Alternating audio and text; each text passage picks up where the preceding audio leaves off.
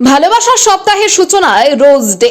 শিলিগুড়িতে বেড়েছে গোলাপের চাহিদা। ভালোবাসার সপ্তাহের সূচনা হলো রোজ ডের মাধ্যমে। প্রতি বছরের মতো এবছরও রোজ ডে ঘিরে শিলিগুড়িতে গোলাপের চাহিদা তুঙ্গে উঠেছে।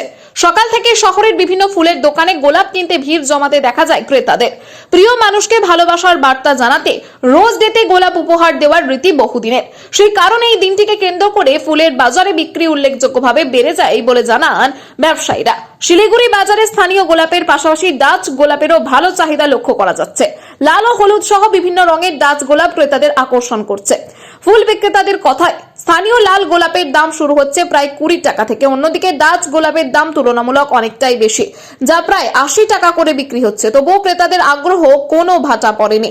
সব মিলিয়ে রোজ ডে উপলক্ষে শিলিগুড়ির ফুলের বাজারে উৎসবের আবহ তৈরি হয়েছে।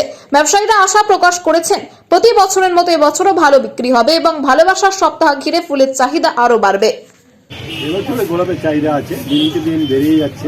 আর গত বছরের তুলনায় আশা করি এবছর আরও ভালো হবে। সকাল থেকে শুরু হয়ে গেছে গোলাপ বিক্রি। বিভিন্ন দামের গোলাপ আছে। অন্যান্য বারের তুলনায় এবার গোলাপের দাম ম্যাক্সিমাম, কারণ ডাচ গোলাপ যেটা ব্যাঙ্গালোরের গোলাপ আসছে, ইয়েলো কালার, রেড কালার বা জামলিয়া বা পিঙ্ক, এগুলো 80 টাকা করে বিক্রি হচ্ছে পার পিস। আর কলকাতার যে রেড গোলাপটা সেটা বিক্রি হচ্ছে 20 টাকা, 25 টাকা, 30 টাকা করে। ব্যাঙ্গালোরের গোলাপ কি রকমারি হয়? রকমারি, বিভিন্ন রকমারি হয় এবং স্ট্যান্ডটা আছে। গোলাপের একটা টেম্পার থাকে। ডাচ গোলাপ, ডাচ, DUTCH, ডাচ ডাচ গোলাপ ব্যাঙ্গালোর থেকে আসে। ব্যাঙ্গালোর থেকে। এবার কোন গোলাপের চাহিদা সবচেয়ে বেশি? চাহিদা তো আমাদের কলকাতার লাল গোলাপটাই মেন। লাল গোলাপটাই মেন বিক্রি হয়। তারাও ইয়েলো, পিঙ্ক যাচ্ছে।